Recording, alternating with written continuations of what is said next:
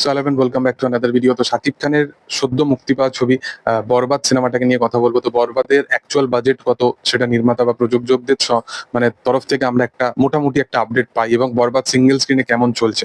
তোমরা সকলেই জানো যে আমি একটা আপডেট দিয়েছিলাম যে বরবাদ মাল্টিপ্লেক্স চেনে কিন্তু তুফান এবং দরদের তুলনায় কিন্তু অনেক অনেক বেশি কালেকশন করেছে, এবং বরবাদ নিয়ে যেরকম কাইন্ড অফ একটা রেসপন্স আছে অডিয়েন্সের মধ্যে, তারা এরকমও কাইন্ড অফ একটা স্টেটমেন্ট রাখছে যে আমরা বরবাদকে 100 কোটি দোরগোড়ায় নিয়ে যাব।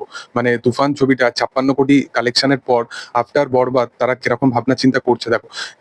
বরবাদ সিঙ্গেল স্ক্রিনে রমরমিয়ে চলছে। গতকালকের একটা সকালের মর্নিং শো এর একটা ক্লিপ আমি পাই, যে একটা মর্নিং শোর একটা ফুটেজ পাই, সেখানে পুরোপুরি একদম প্রপার মানে পুরো হাউসফুল হয়ে গেছে। প্রত্যেকটা পার্টিকুলার শোস, মানে এখানে একটা শোস কেউ বাদ দেওয়া যাবে না, প্রত্যেকটা পার্টিকুলার শোস কিন্তু এখানে হাউসফুল হয়েছে। এবং নির্মাতারা জানিয়েছে এর যে অ্যাকচুয়াল বাজেটটা সেটা কিন্তু 15 কোটির অনেক বেশি ঊর্ধ্বেই। তো যারা বলছিল যে 15 কোটি আদৌ হবে কি হবে না, সেটা বুঝতে পারছো যে কেন এর বেশি, মানে এটা এতটা বেশি। মানে এর যে প্রত্যেকটা লুক অ্যান্ড ফিল, প্রত্যেকটা ভিজুয়ালস, প্রত্যেকটা জিনিস, এবং বিশেষতভাবে শাকিব খানকে যেভাবে প্রেজেন্ট করেছে, শাকিব খানের অরা, তার প্রেজেন্সটা, তার যে প্রত্যেকটা আলাদা আলাদা ক্যারেক্টার নিয়ে সে যে এক্সপেরিমেন্ট করেছে, সে যখনই বড় পর্দায় আসছে তার যে প্রেজেন্সটা সেটাকে ব্যাপকভাবে এখানে মেহেদী হাসান প্রেজেন্ট করেছে। এবং তারা এই যে পুরোপুরি পার্টিকুলার যে জিনিসগুলোকে দেখিয়েছে, এগুলোর পিছনে যে খরচা সাপেক্ষটা সেটা পুরোপুরি ওয়ার্থ ইট। মানে অডিয়েন্স সেটাকে একদমই মজার সাথে দেখছে, এবং অনেকে রিপিটেডলি ভাবে দেখছে। এবং সিঙ্গেল স্ক্রিনে ম্যাসিভ ম্যাসিভ লেভেলের এই ছবিটাকে নিয়ে মানে হিউজ লেভেলের একটা জনতা মানে উপচে পড়েছে এই কাজটা নিয়ে। এর সাথে সাথে বলে রাখি, তোমরা রিসেন্ট টাইমেই জানো যে গভর্নমেন্টের একটা ট্রানজিশন আমরা দেখতে পাই বাংলাদেশীয় ওখানে।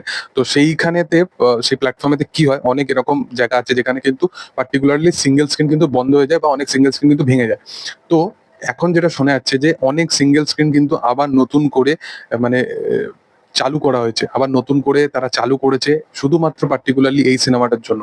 মানে এই সিনেমাটা নিয়ে এতটা পরিমাণে অডিয়েন্সের উন্মাদনা, অডিয়েন্সের ডিমান্ডে এই সিনেমাটাকে তারা আবার চালু করেছে। কারণ তোমরা সকলেই জানো যে অনেক এরকম মফস্বল জনিত হয়তো মানে জায়গা আছে যেখানে হয়তো সিঙ্গেল স্ক্রিন ছাড়া কিছু নেই, সেখানে হয়তো আশেপাশে কোনো মাল্টিপ্লেক্স নেই, সেখানে একটাই সিঙ্গেল স্ক্রিন ছিল, সেটা বন্ধ হয়ে গেছে প্রিভিয়াস কিছু রিজনে। তো সেটাকে আবার কিন্তু চালু করা হয়েছে বরবাদের এইরকম ক্রেজ দেখে। তো বোঝা যাচ্ছে যে একটা সিনেমা, মানে আগে এরকম কাইন্ড অফই হতো 80s এর টাইমে, 90s এর টাইমে, যে একটা পার্টিকুলার সিনেমা কিন্তু পুরোপুরি এই যে সিস্টেম অনেক কিছু চেঞ্জ করে দিত। তো ফাইনালি বাংলাদেশে কিন্তু এই জিনিসটা হতে আবার দেখা যাচ্ছে।